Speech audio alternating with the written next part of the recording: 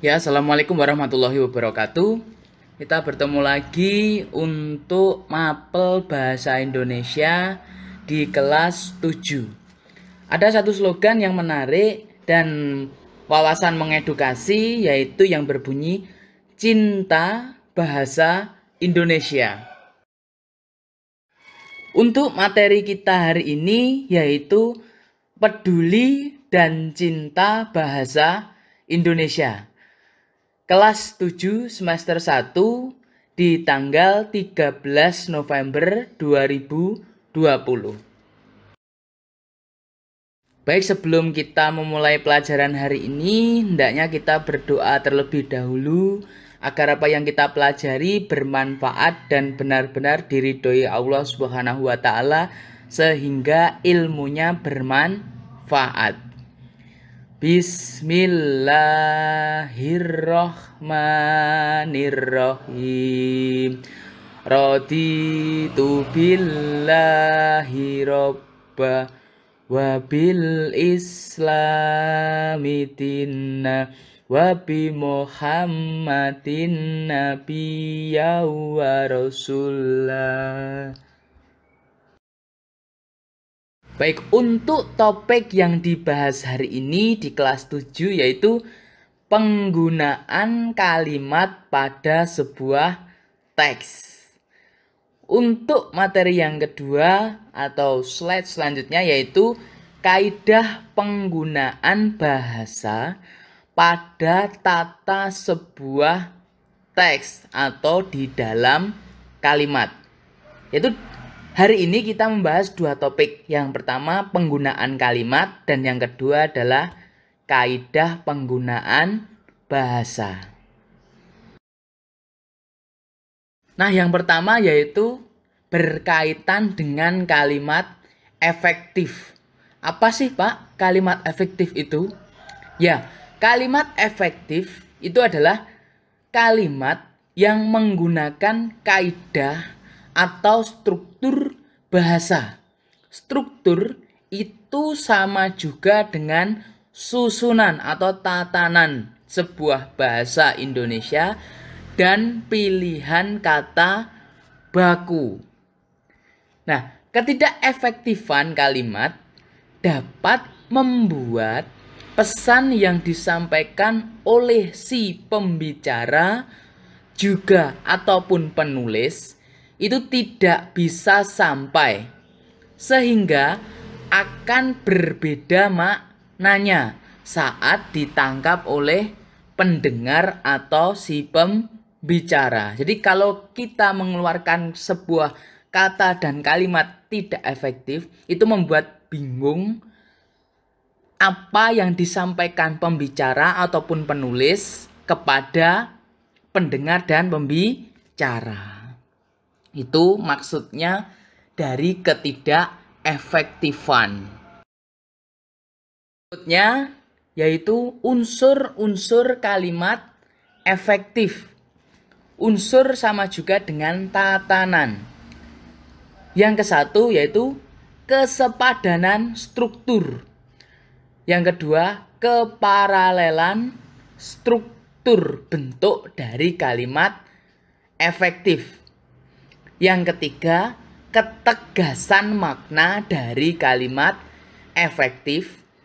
Sedangkan yang keempat, kehematan kata. Yang kelima, kecermatan sebuah penalaran dari kalimat efektif.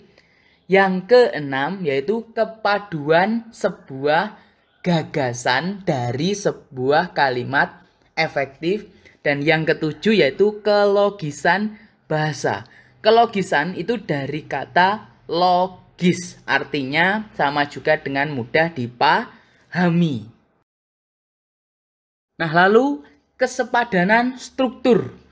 Ciri-ciri dari kesepadanan struktur diantaranya yaitu pastikan kalimat yang dibuat mengandung unsur klausal minimal yang lengkap, yakni terdiri dari subjek dan juga predikat.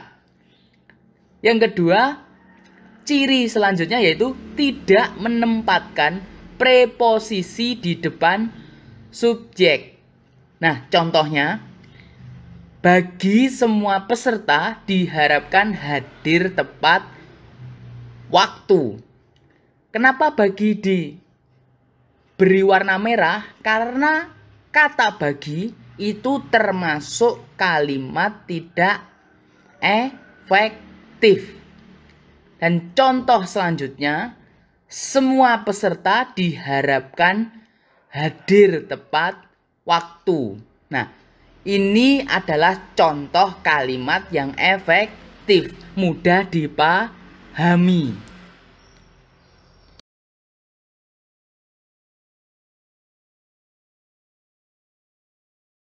Contoh selanjutnya, hati-hati dengan penggunaan konjungsi yang di depan predikat. Kenapa? Karena membuatnya menjadi perluasan dari subjek. Contohnya, kalimat dia yang pergi meninggalkan saya. Yang pasti diwarna merah atau diberi warna merah karena menunjukkan perluasan sebuah subjek. Itu menandakan bahwa kalimatnya tidak efektif. Contoh yang kedua, lebih mudah, lebih gampang untuk diterima. Dia pergi meninggalkan saya. Itu termasuk kalimat efektif. Selanjutnya, tidak bersubjek ganda.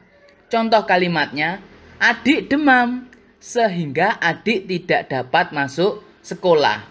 Sudah ada keterangan subjek, yaitu adik sebagai kalimat atau kata awal dari sebuah kalimat. Kenapa ditambah adik lagi? Menjadikan kalimatnya itu tidak efektif. Contoh yang kedua, adik demam sehingga tidak dapat masuk sekolah. Adiknya hanya jadi subjek di kalimat awal, jadi mudah untuk diterima dan dipahami oleh pendengar.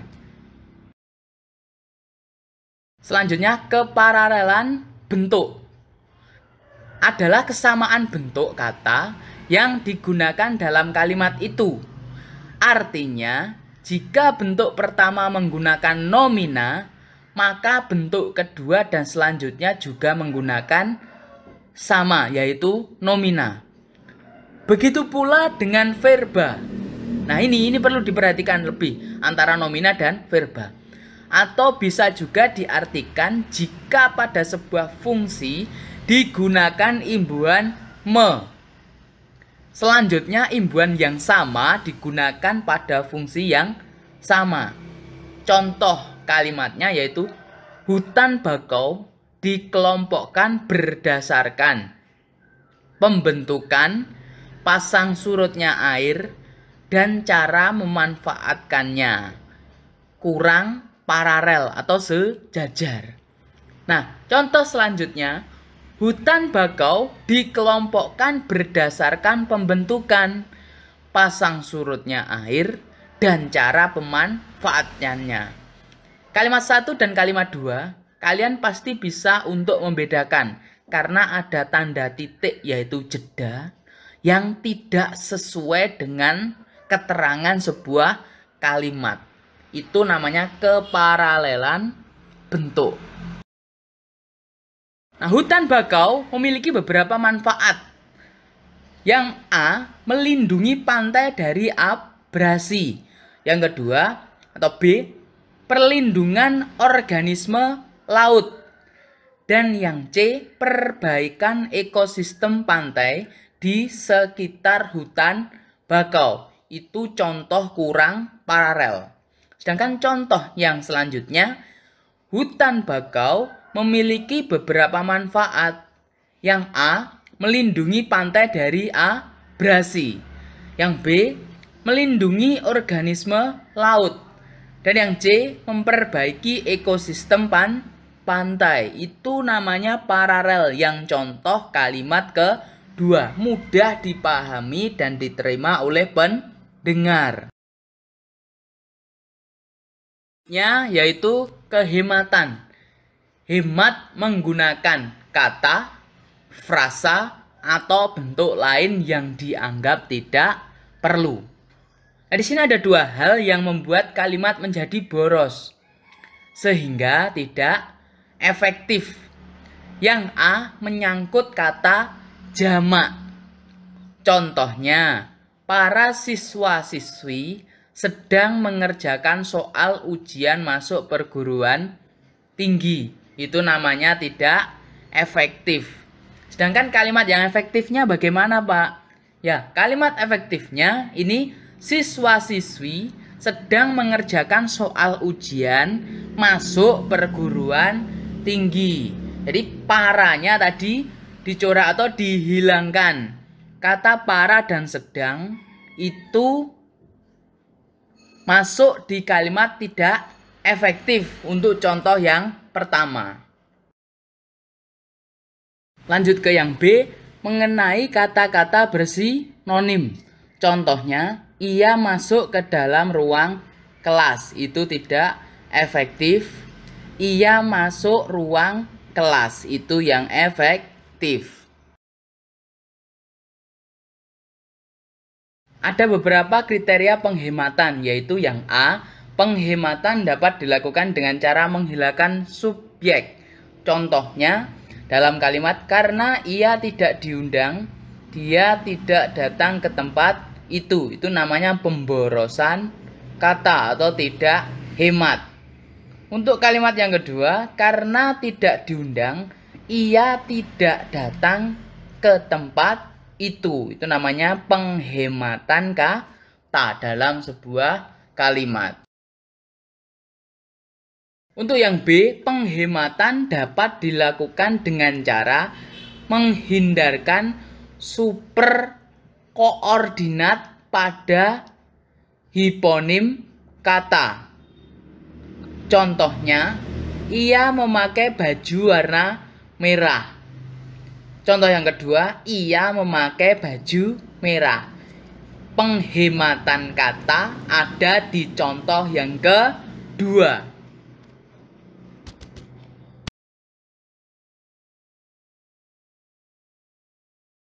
Untuk yang C, penghematan kata dapat dilakukan dengan cara menghindarkan kesinoniman dalam satu kalimat. Contoh, para tamu-tamu datang tepat waktu. Itu namanya tidak hemat. Sedangkan para tamu datang tepat waktu. Itu yang dinamakan hemat dalam satu kalimat. Lalu untuk yang kecermatan itu adalah bahwa kalimat itu tidak menimbulkan tafsir ganda atau ambigu. Sering kita kenal sebagai ambigu dengan susunan kata yang ringkas, sistematis, dan sesuai kaidah kebahasaan. Pembaca tidak akan kesulitan mengartikan ide dari sebuah kalimat. Contohnya, mahasiswa perguruan tinggi yang terkenal itu menerima hadiah. Itu yang contoh salah. Sedangkan contoh yang benar yaitu berbunyi, mahasiswa perguruan tinggi terkenal itu menerima hadiah. Itu contoh yang benar.